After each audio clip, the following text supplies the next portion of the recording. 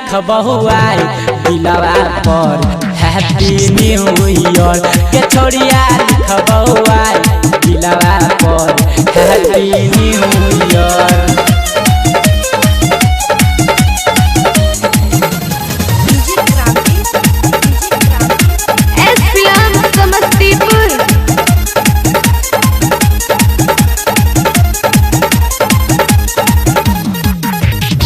तोहर जवानी लागई जना पटन के रजा घानी गए देख दया भैया जी से हमारा सुन पानी गए।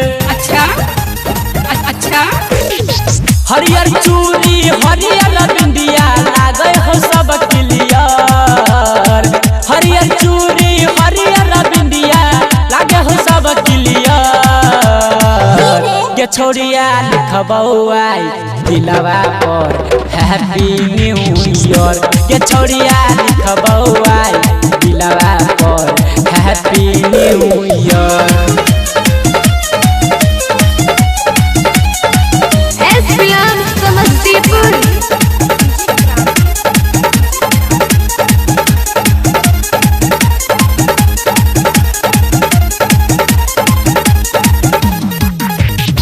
रमन जी यादव भेलो गोरकी तोरे सुन दीवाना गे आई नहीं चलता है गे पतर की कौन सुने बहाना गे।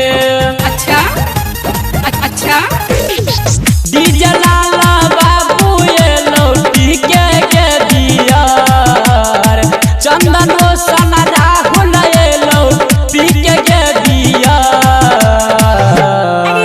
के छोड़िया लिखबहुआई दिलवा पर हैप्पी न्यू ईयर के सोना लिखबहुआई दिलवा पर हैप्पी न्यू ईयर।